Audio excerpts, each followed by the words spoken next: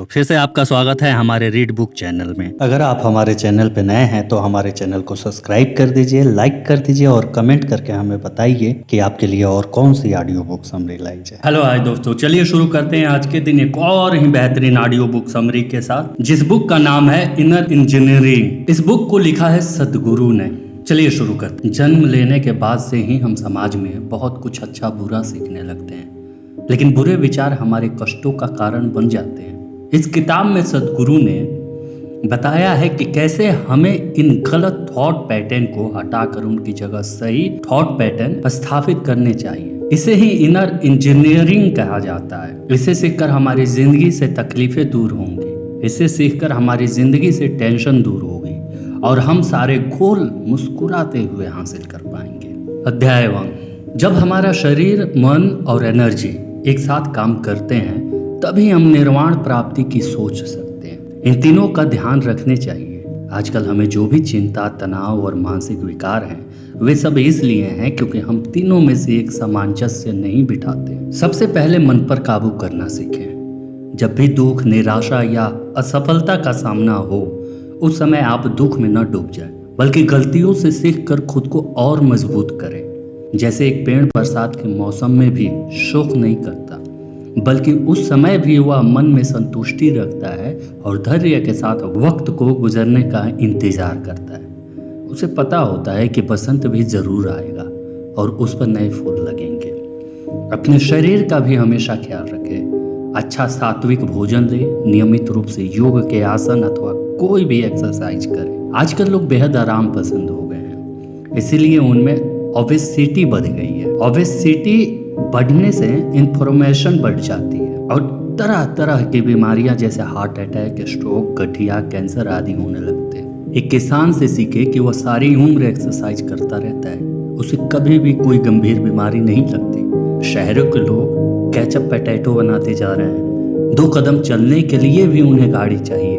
अपनी इन आदतों में सुधार लाएं और जितना हो सके उतना पैदल चलें।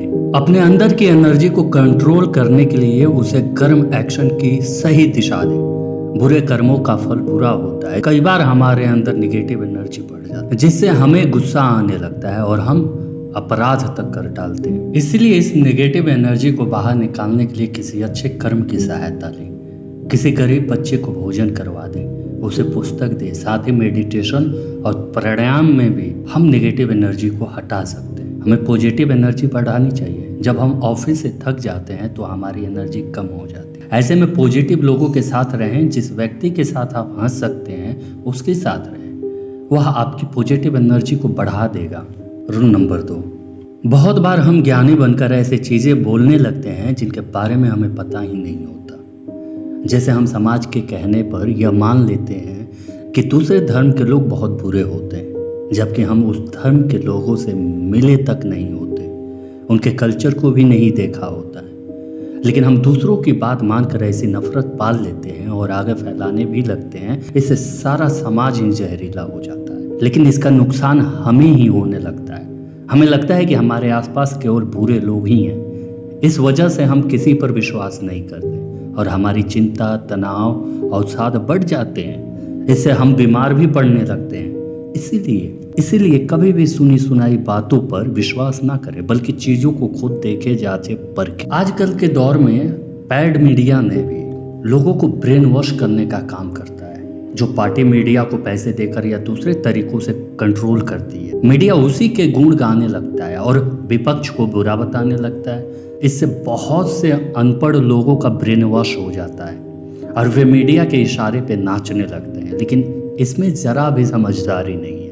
ऐसे ही किसी पे लगाए गए झूठे आरोप पे आंख बंद कर यकीन न करें, बल्कि मामले की पूरी तफसीस करें कि कोई निर्णय लेना चाहिए या नहीं। Lesson number 3। हम मनुष्यों को सेल्फ अवेयरनेस नहीं होती, अर्थात यह पता नहीं होता कि हमारे कौन से विचार हमारे अपने हैं और कौन से ऑटोमेटिक। जैसे अगर आप किसी ट्रिप पर दोस्तों के साथ न जा पाएं तो आप दुखी हो जाते हैं, लेकिन क्या ये सच है? लेकिन क्या सच में ये दुख का कारण होना चाहिए? लेकिन आपने बचपन से लोगों को यही करते देखा है। अगर उनकी मनचाही चीज ना मिले तो वो दुखी हो जाते हैं। ऐसे ही आपका थॉट पैटर्न बन जाता है। परंतु सेल्फ अवेयरनेस लाई जाए तो आप देखेंगे कि ट्रिप पर न जा पाना कोई दुख का कारण नहीं है। आपके जीवन में अनगिनत अच्छी चीजें होनी बाकी है। आप कभी भी कोई और चीज कर सकते हो जिससे आपको खुशी मिले। सेल्फ अवेयरनेस लाने के लिए आपको साधना करनी चाहिए, जिसे ध्यान या मेडिटेशन भी कहा जाता है। हर दिन मेडिटेशन करने से आपके दिमाग में फालतू के विचार आना ही बंद हो जाएंगे। फिर जो विचार रहेंगे उन्हें आप साफ साफ देख पाएंगे कि वे सच में रियल हैं या ऑटोमेटिक। ऐसा करने से आपको बहुत सी चीज़ों के कारण न दुख होगा न गुस्सा आएगा, बल्कि आपके अंदर शांति स्थापित हो जाएगी। अभी हम बात बात पर दूसरों पर गुस्सा करने लगते हैं। जब सेल्फ अवेयरनेस आती है तो हमें पता चलता है कि गुस्सा होने का कोई कारण ही नहीं है। इसलिए मेडिटेशन कीजिए और सेल्फ अवेयर हो जाइए। आप संसार के सबसे संतुष्ट व्यक्ति बन जाएंगे। लेसन नंबर 4, खुश रहना हमारी नियत पे निर्भर करता है। लेकिन कुछ लोग सोचते हैं कि जब उनके पास जॉब, बड़ी गाड़ी, बंगला, बैंक बैलेंस आदि होगा तभी वो खुश रह पाएंगे। अच्छी जॉब और कैरियर का पीछा करते करते उनकी आधी जिंदगी स्ट्रेस में ही बीत जाती है। इसके अलावा पैसा खुशी की गारंटी नहीं है। कहने को तो मुकेश अंबानी के पास बहुत पैसा है, लेकिन उनके भाई की कंपनी दिवालिया हो गई थी। अगर किसी का भाई पूरे दौर से गुजर रहा हो तो वह व्यक्ति खुश कैसे हो सकता है? इस तरह से पैसा आपको खुशी लाकर नहीं देता, वह आपको एटीट्यूड से मिलती है। जैसे एक किसान ज्यादा पैसा ना होते हुए भी खुश रहता है, वह गीत गाता हुआ अपने खेत जोत सकता है। इसी प्रकार युवा लोगों को प्रतिदिन खुश रहना चाहिए और खुश रहने के साथ साथ अपने लक्ष्यों के लिए स्ट्रगल करनी चाहिए। अच्छी जॉब और बड़ी गाड़ी आदि के सपने जरूर पूरा कीजिए, लेकिन हर दिन जिंदगी को जीना ना भूलें। छोटे छोटे पलों में भी खुशियां ढूंढना आवश्यक है। लेसन नंबर 5, बहुत बार ज्यादा दिमाग लगाने से हम जिंदगी का पूरा आनंद नहीं उठा पाते। जैसे होली पे कोई ये भी कह सकता है कि रंगों से त्वचा खराब हो जाएगी, लेकिन ऐसे तर्कों से हर्षोल्लास का कोई भी महोत्सव नहीं मनाया जा सकेगा। ऐसे ही ज्यादा साइंस लगाने से हम ईश्वर को प्राप्त नहीं कर पाएंगे। साइंस हमेशा लॉजिक और एविडेंस पर चलता है, लेकिन ईश्वर साधना हमेशा श्रद्धा विश्वास पे चलती है। बहुत बार बॉलीवुड गानों का कोई मतलब नहीं होता, फिर भी उदासी के पलों में वो हमारे दिलों में खुशी भर देते हैं। हम उन गानों को गुनगुनाने लगते हैं और उनके साथ झूमने लगते हैं। इसलिए हर चीज में हमेशा लॉजिक और तर्क नहीं देखना चाहिए, बस ऐसे काम हमें खुशी देने वाले हों। लेसन नंबर 6, जब हम ईश्वर प्राप्ति की बात करते हैं तरह तरह की मीथ हमें घेर लेती है। कुछ कहते हैं ध्यान लगाने से ईश्वर मिलेंगे, कुछ कहते हैं पूजा पाठ करने से मिलेंगे, कुछ बोलते हैं गुरु की शरण में जाने से ऐसा हुआ, आदि आदि। इसका नतीजा ये होता है कि लोग ईश्वर की खोज करना छोड़ देते हैं। वे कुछ समय तक इन तरीकों को अपनाते हैं, लेकिन नतीजा न मिलने पे इन्हें छोड़ देते हैं। वास्तव में स्पिरिचुअल एक गेम की तरह है। गेम में आपको तरह तरह की बाधाओं को पार करना होता है। बहुत बार हार भी मिलती है, बहुत बार आपकी हार होगी, लेकिन ऐसे में तो फिर से कोशिश करना ना छोड़ें। जैसा मान लीजिए एक कबड्डी प्लेयर है और वह 10 बार हार चुका है, लेकिन फिर भी वह उस आदमी से कभी बेहतर होगा जिससे कभी कबड्डी खेली ही नहीं है। उस प्लेयर की सेहत और तजुर्बा भी ज़्यादा ही होगा। इसी तरह ईश्वर प्राप्ति के मार्ग में लगे रहें। कोई ऐसा ना भी दिखे तो भी आपका तजुर्बा बढ़ता जाएगा और एक दिन आपकी साधना सफल जरूर होगी। लेसन नंबर 7, हमारे अज्ञान का कारण हमारी गलत धारणाएं होती है। ये सब हमें समाज से सीख रखा होता है। बहुत बार हमें लगता है कि दूसरे धर्म के लोग अच्छे नहीं होते और हम उनसे बिना कारण नफरत करने लगते हैं। इसी तरह से हमें लगता है कि छोटे कपड़े पहनने वाली लड़कियां अच्छी नहीं होती, लेकिन पहनावे से व्यक्ति के चरित्र का कोई लेना देना नहीं है। हो सकता है ऐसी महिलाएं समाज में ज़्यादा योगदान दे रही हों और पर्दे में रहने वाली महिलाएं झगड़ालू या स्वार्थी। इसलिए सुनी सुनाई बातों पे अपनी राय न बना दें। हर आदमी को खुद जांचे परखे। बहुत बार किसी आदमी के खिलाफ भी बहुत से लोग हो जाते हैं, लेकिन बाद में पता चलता है कि आदमी इतना बुरा नहीं है। इसी तरह ईश्वर के बारे में भी है। कुछ कहते हैं कि ईश्वर नहीं होता है और कुछ कहते हैं कि होता है। ऐसे में आपको खुद अनुभव करना होगा। क्या ईश्वर को मानकर आपको खुशी और संतुष्टि मिलती है?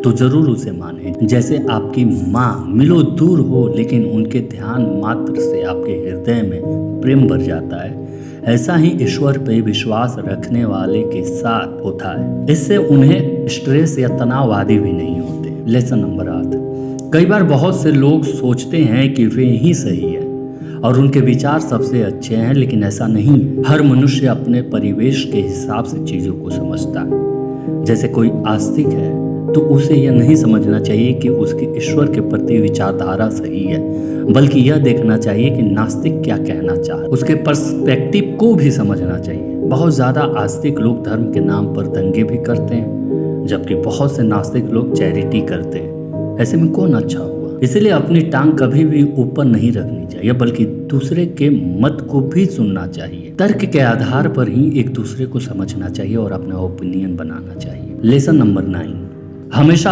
अच्छे कर्म करें।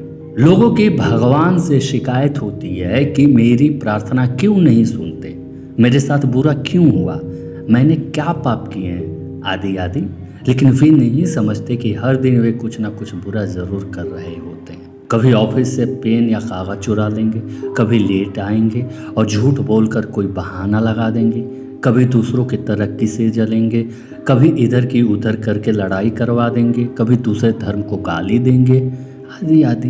तो इस तरह के बुरे कर्मों में लगकर आप भगवान से कैसे पूछ सकते हो कि मैंने क्या पाप किया है? जिस तरह बूंद बूंद से घड़ा भरता है, उसी तरह छोटे छोटे बुरे कर्मों से पाप का घड़ा भरता है, और ऐसे में भगवान से दंड ही मिलेगा, ना कि उनका आशीर्वाद। इसलिए प्रतिदिन सुबह उठते समय ही प्रण करें कि आज के दिन अच्छे कर्म ही करेंगे, तभी ईश्वर आपकी प्रार्थना सुनेंगे और मनोकामना पूर्ण करेंगे। लेसन नंबर 10, अपनी बोलचाल से लेकिन नाम का बहाना हटा दें। अक्सर हम कहते हैं कि मैं भी एग्जाम में पास हो गया होता लेकिन, या मैं भी उसकी तरह कंपनी शुरू करता लेकिन।